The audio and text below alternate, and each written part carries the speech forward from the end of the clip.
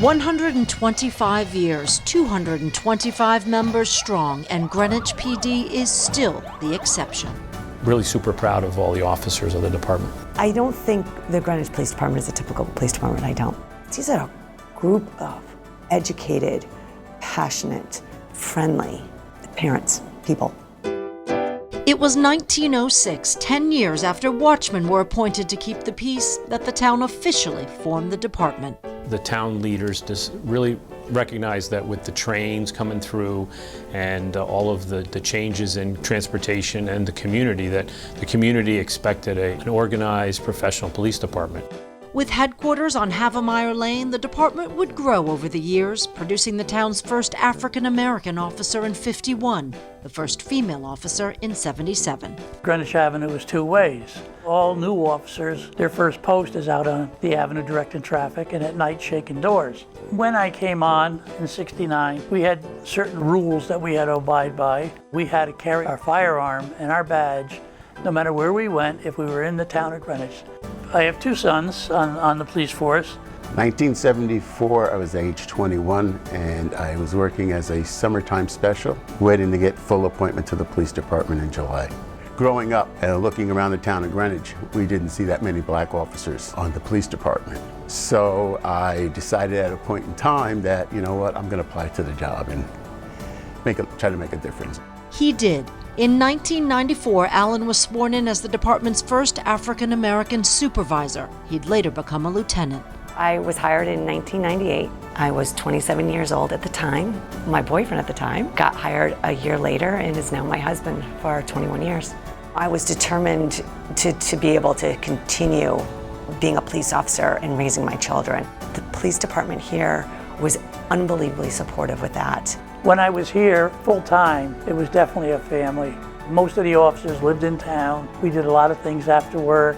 When I came on the job, you looked at coming to work an hour earlier, hanging out with your squad before you went on the road. You played pool, you joked around, but you realized you were all doing the same job. And as long as you were doing that job and you were dedicated to it, everybody had your back. Major events are never forgotten, nor personal tragedies that bring this department together. Lieutenant Pucci, when he was hit on the 95, which was devastating to the department. We also had another officer who was struck by a drunk driver and in a coma. Like I said, there's been a lot of family unit here, especially when there's a tragedy. Greenwich 911, what is the location of your emergency? Greenwich PD is busy. Dispatch receives approximately 100,000 calls a year. Domestic violence is the most serious crime that the Greenwich Police Department responds to on a regular annual basis. Unfortunately, probably over 200 calls a year. Officer Sarno, Officer Schmerlin. It's a very active community. About 50 square miles and 283 miles of roads.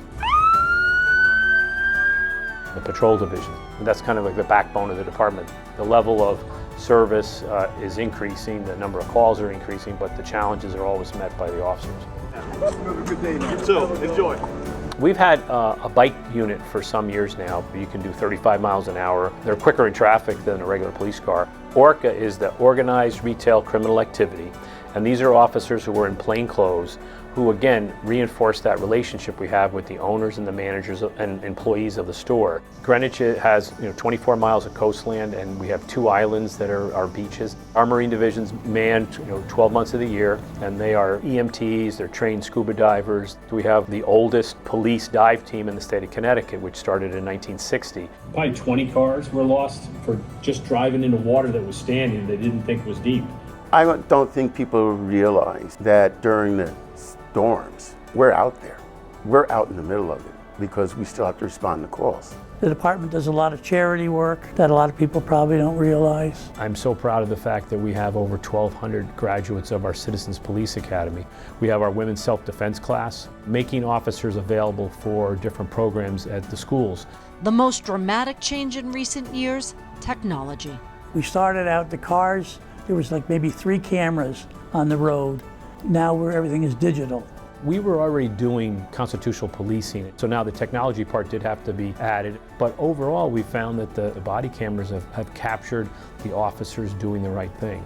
In the 1980s, DNA was just getting, recognized. Now I'm assigned to the cold case unit, so I investigate cold case homicides on a full-time basis. But what we're really trying to do is solidify what evidence we have and use today's technology. We will be able to solve these homicides.